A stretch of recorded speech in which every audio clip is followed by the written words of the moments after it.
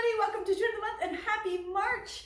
This month I have for you an absolutely exquisite little waltz. This is by the great Johnny Cunningham, one of the best players and composers.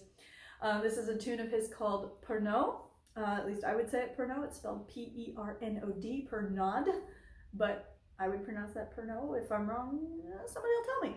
So yeah, I love this tune because it sounds like the music that you'd hear at a carousel if the carousel were in a horror movie. At least that's how it sounds to me. It's just incredibly weird and deranged, but still very sweet and innocent, and it's just a wonderful, strange little crack for a tune to have fallen in, and I really, really love it. So I thought you might as well. Here it is. 1, 2, 3, 2.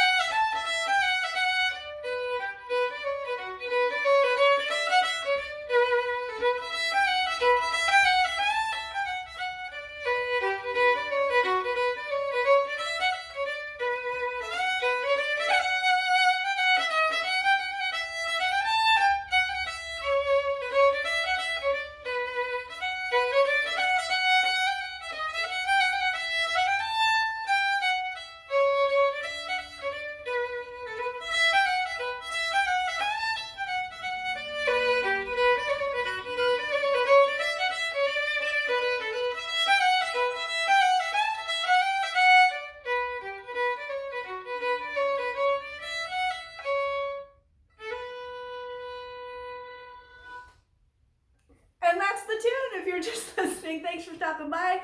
I hope that will stick in your head all day today, whatever it needs to be the soundtrack for. And if you're ready to play, you know how this works. You have your instruments. Let's dive right in. Okay, there could not be a shorter, more tuneful, friendly little tune to learn by ear. So I'm going to challenge you to do this one all the way by ear. Yes, even those of you who are already subscribed to my email newsletter and know full well that as a subscriber to that newsletter, I will be sending you sheet music for this Tune of the Month. In fact, it may already be in your inbox as we speak. Even you guys, I'm going to challenge you to do this by ear. All right? And let's just do it by the melody. This is in B minor. It's a relative key of D major, so we have 2 sharps, F and Z, F sharp, C sharp, and just 2 tiny little sections. All right, I'm going to play the A section slowly and see if you can even start sounding it out with me as we do it. So 1, 2, 3, 2, 2, 3.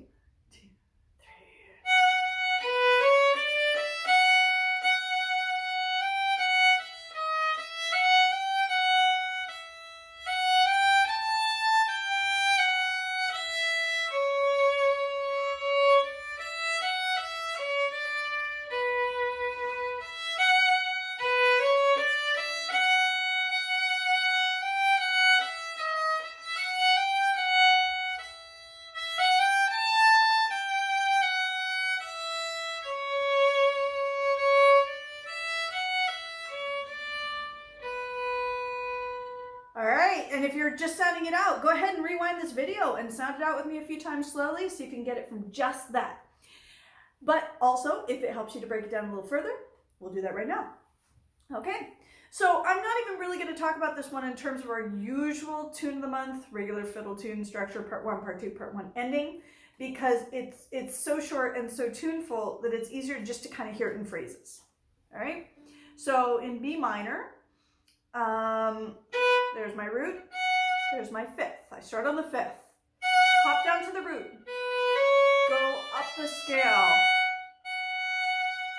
That's the first phrase, that's all there is to it. Do it again, part 1.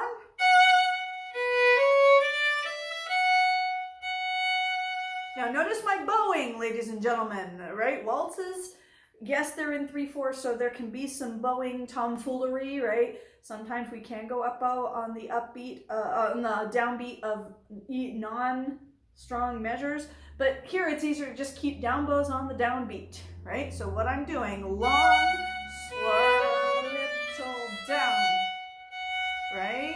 Do it with me. down, 2, 3, down. And there's that little neighbor tone there. All right, you got that first phrase? If not, go ahead and rewind the video. Do it with me as many times as you like. I am happy to practice with you. All right, second phrase.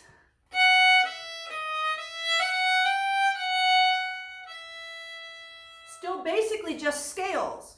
This one, however, has a little accidental, little D sharp.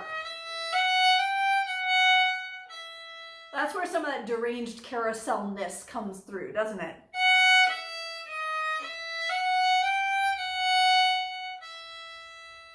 Now notice my bowing here. This is going to be a pattern that works through this entire waltz. When I have those running eighth notes, like here, I'm using the waltz version of what we've called in past tunes of the months, the glide slur. I'm going to go 3 separate, starting down bow. 1, 2, 3. Now I'm going to glide 3 notes up bow, and I land down bow on the next downbeat. Pretty slick, isn't it? And it gives it that great chunka chunka cha, chunka chunka cha, right? It's almost a jazzy kind of feel. It's actually making it more it's a waltz, but it's kind of pushing it towards waltz-clog territory, which is super fun. All right, let's try that second phrase with the bowing. 1, 2, 3, slur down. One more time with the bowing, start it down. Glide. Good, that's the second phrase, very good. All right, here comes the third phrase, and it's different from part 1. That's okay, we don't need to repeat it. We wouldn't necessarily repeat what already came at the beginning because it's so short. We need something still new. I've got 2 pickups. Up the scale, down the scale, skip. Yeah, try it again. 2 pickups.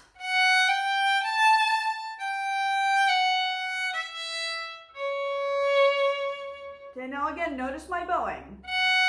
Down bow on the downbeat, slur everything else. 3, downbeat, down bow, up. All right, so in 1, 2, 3, I'm going down, up, down, up.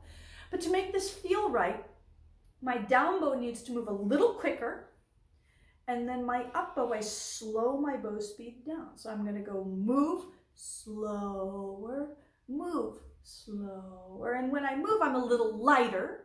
And when I slow my bow down, I have a little more contact with the string. Try that with me. A little quick and light, slow it down. And quick and light, slow it down. Okay, that's that mixed bowing skill that you need to make your waltzes sound nice and smooth without accidentally creating extra accents or extra bonks in your sound. Try it again, third phrase. Quick, slow, quick, slow. Pretty good. And now we have the ending. Good job if you learn this right now because it's going to come back in the beat section. Sounds like this.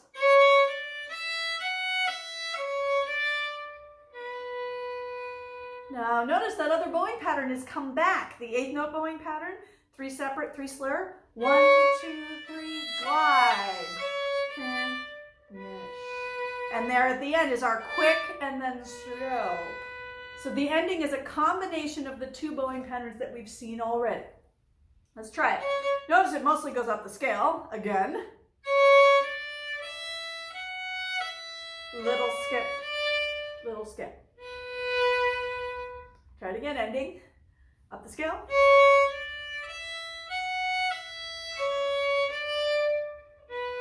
That very end, evens team, odds team. Those of you who have hung out with Tune of the Month before, you recognize that terminology. I think of my hand as in teams. My first and third finger are my odds team. My 2, 4, and open are my evens team. When you have little broken thirds like that, it's always in teams. Evens team, odds team. Also works for arpeggios.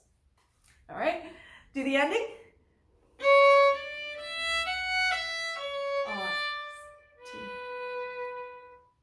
Good.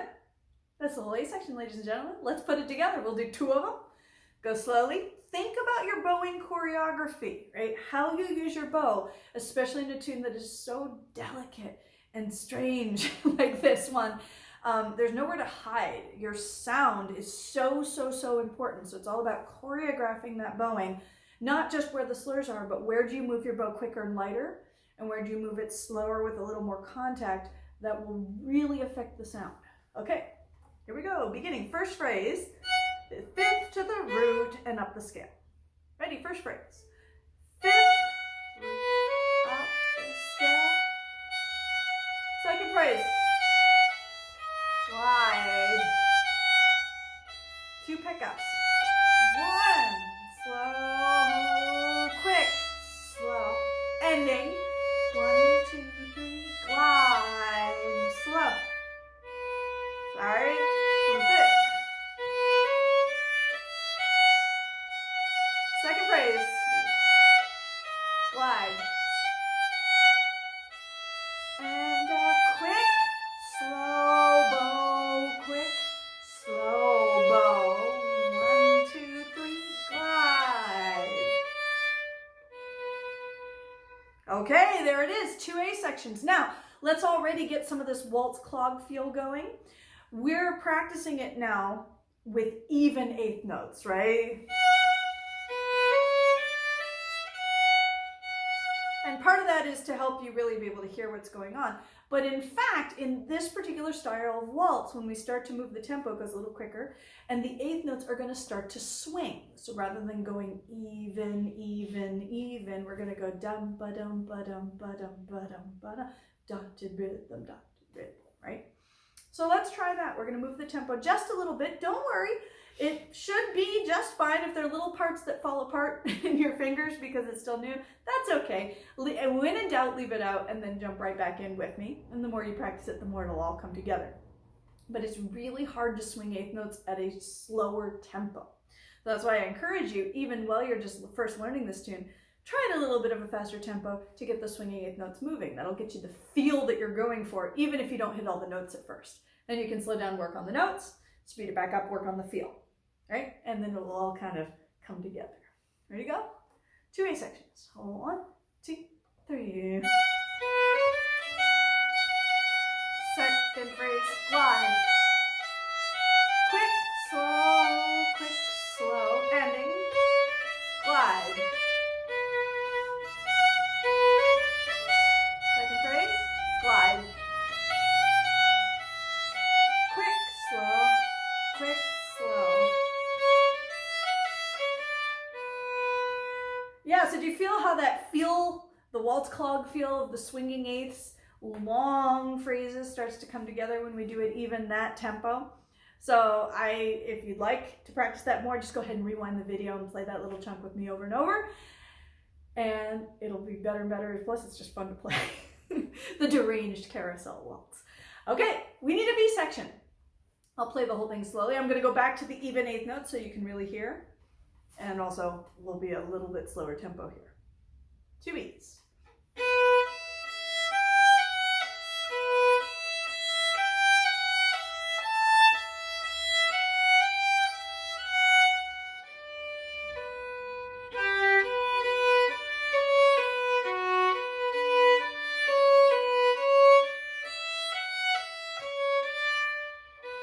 Good, I'm going to repeat it. First phrase.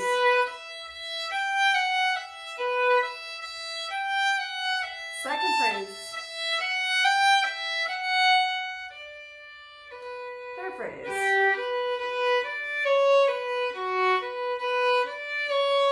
Ending.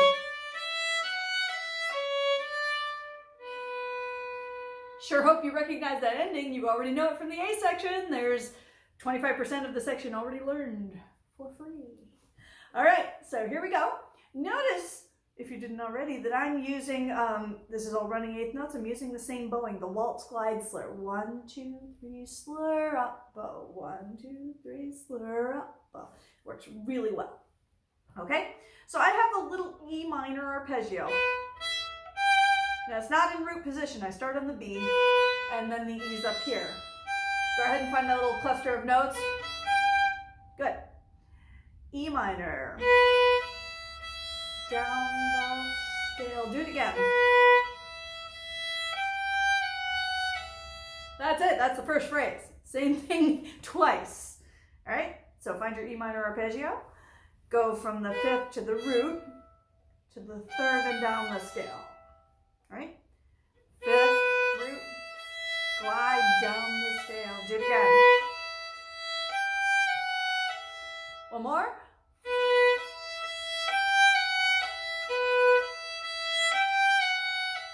Good. If you need that again, just go ahead and rewind the video. I'm going on. The second phrase really isn't even its own thing. It's a continuation.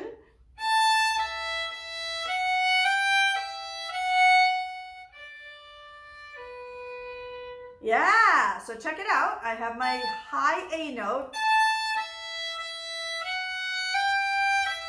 And here's my B minor arpeggio. With that quick, slow bow. And we've been waiting for that moment the whole time, right? Because the tune's in B minor, and the B section doesn't start on B minor, right? It starts on E minor. We're looking for it until the very end of the phrase, we get it.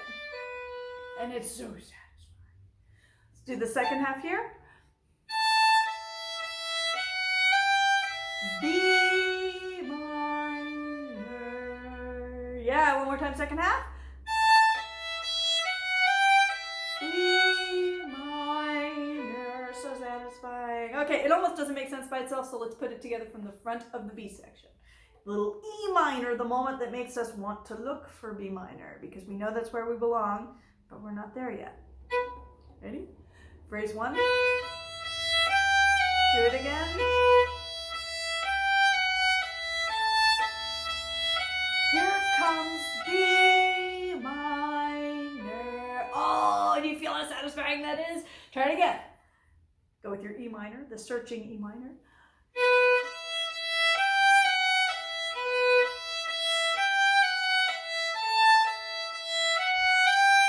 B minor. Yeah, one more time. E minor.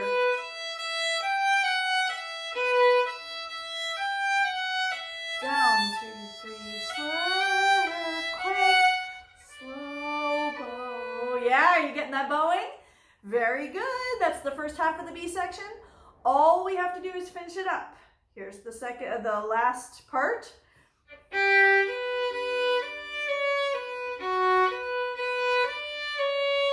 And then the ending we already know. Okay? So let's check this second half of the B section. It starts just for a second, a little glimmer of sunlight on a G major arpeggio. Find that G major arpeggio. G. It's like, ooh, it's going to be major. Maybe the sun's coming out. But no. Goes back to an F sharp minor chord. Now don't worry about too much where that is on your fingerboard. It's the exact same pattern as your G chord, but change your bass note to F sharp. That's it. Start on your G, G, glide slow, F sharp. Now do the ending you already know up the scale. Evens, team, odds. You got it. That's the whole second half of the B section. Let's do it. From the G major, little moment of sunshine. F sharp minor. Ending. Go one more time, second half.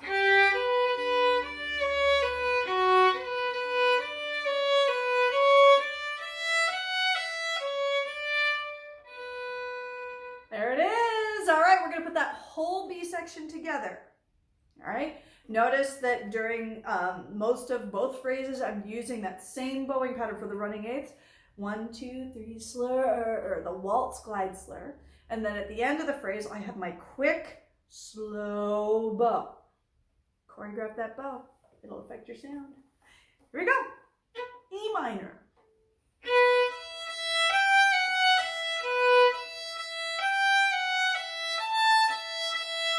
Here comes B minor. G major. No minor. Flat ending. Good, repeat it, E minor.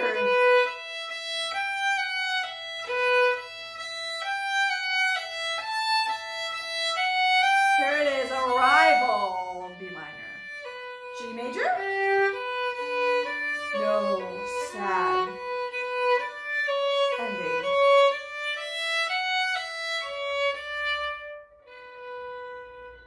All right, there's that B section. If you want to do it super slowly, just rewind the video. There it is. We're now going to pick up the tempo just a little bit, exactly like what we did in the A section, so the eighth notes can start swinging.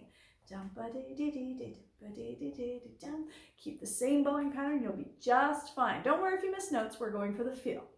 Ready? 1, 2, 3, 2, 2, 3. B minor. Ending. Do it again.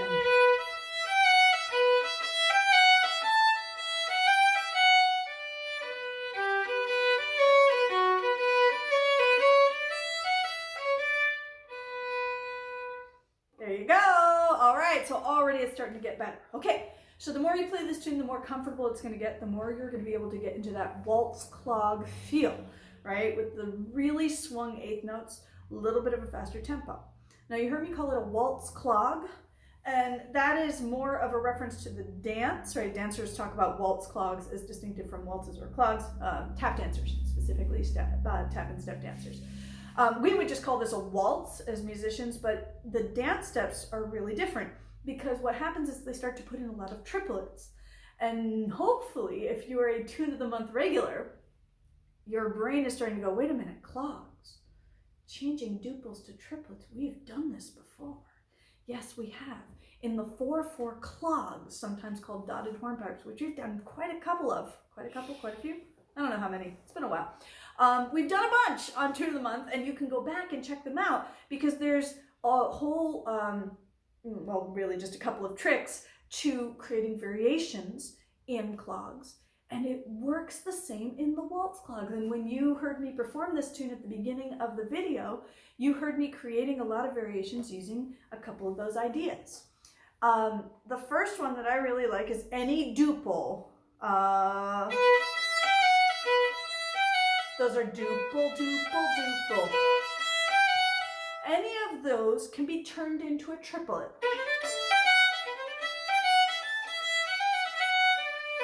Right? I can fill in an extra little note. You're like, where did all that come from?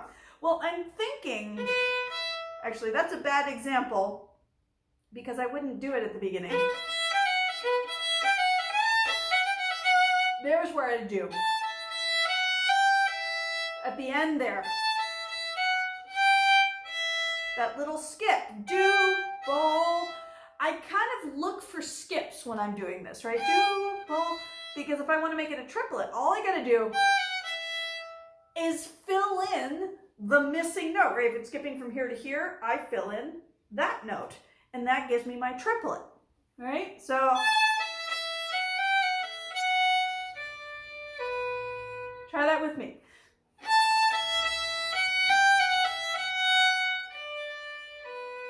And it doesn't really change anything about the bowing or the pulse or the melody. It just gives it this little extra flourish, right? And this is what the dancers are doing when they're dancing waltz clogs. They're putting in a lot more triplets.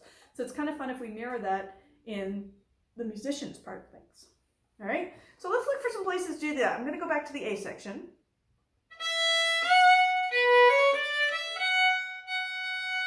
I probably wouldn't do that one, but here.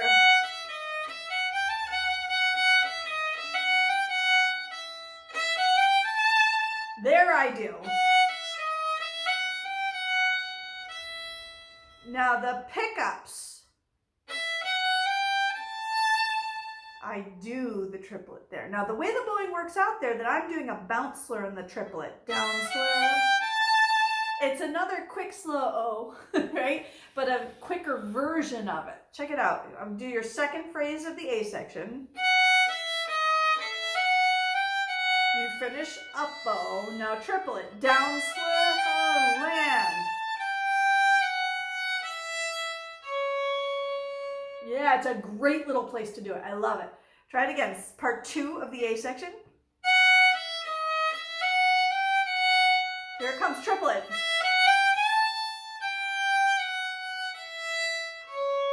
Yeah, and then since you're kind of hamming it up with the triplet, it's kind of fun to slide into your 3rd finger, right?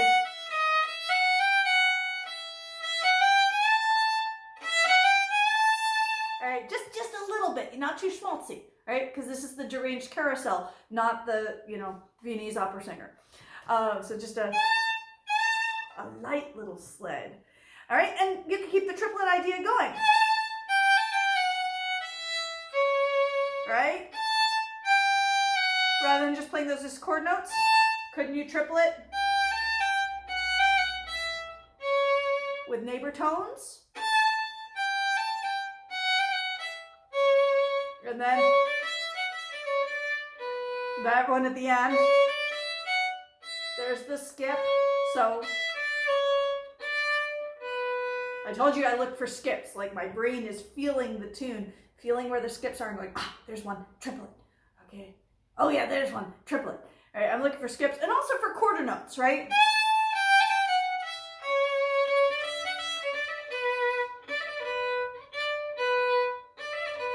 Any quarter note, I use a upper neighbor and make the triplet. Da da da da, neighbor tone land. So that gives you loads of opportunities to triplet in this tune. Just to finish up, we're gonna play once through the whole tune, 2 A's, 2 B's, at that kind of like mid-slow tempo where we can start to swing the 8th notes, but not so fast that it's all the way up to tempo yet, because I know your fingers are getting ready for it. And I'm gonna challenge you, if you're feeling good with this melody, see how many triplets you can put in. I'm gonna put in a few. Yours do not have to match mine. If you like, you can listen and steal any of mine that you like. I can't tell you exactly what I'm gonna do because I'm kind of improvising where I put those in, right? It's not make it up from scratch kind of improvising, but it's that idea of like, oh, there's a skip. Do I want to do it this time? Nah, I'll leave that one. Oh, there's a skip. I'll do it this time, right? So it's that controlled improvisation, like a light switch, triplet on or off. All right? But feel free to steal anything you like and ignore anything you don't. That's what I do. Ready? 2 A's. 1, 2, 3, 2, 2, 3.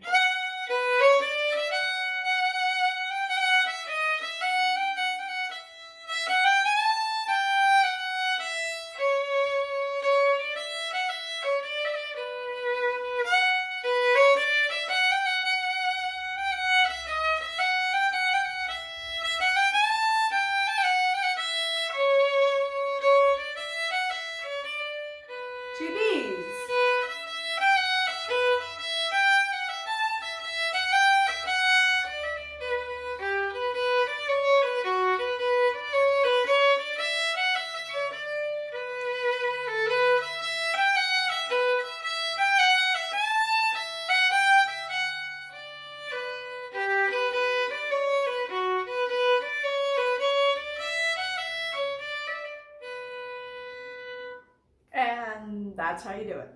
All right, so hopefully this gives you some really cool ideas to play with. Not many of them should feel new, especially if you've hung out with Tune of the Month for a while, because we've done so many skills over the years here, you just start to see them appearing in new ways, right? Those clog, triplet versus duples that we've done in 4/4 now appear in 3/4 for the waltz-clog. And hint, hint, you could play any of your waltzes that have a lot of running 8th notes at a little faster tempo and do those duple triplet switches. Use some of these glide slurs, 1, 2, 3 slur, 1, 2, 3 slur, swing those 8th notes a little bit. And you could turn other tunes into waltz-clogs as well, as opposed to just waltzes. If you have a step dancer or a tap dancer handy, get them to dance for you or with you to your waltzes. That will help you dial in this feel really, really well, because they need a lot of support to be able to do all those beautiful decorative fussy steps in a comfortable way. So that's my recommendation. And you get a deranged little tune out of it. And if you like this, I said earlier, I'm challenging you to learn it by ear, but of course, it is my tradition that for those of you who are subscribed to my email newsletter, I will send out my handwritten chicken scratch of the tune, should you choose to see it written down. But trust me, do it by ear. So much more fun, so much easier. All right, hope you guys have had fun. Can't wait to share this tune and others with you when I see you somewhere out there in the near or far future. And until then, check back next month. We'll do more tunes. Bye.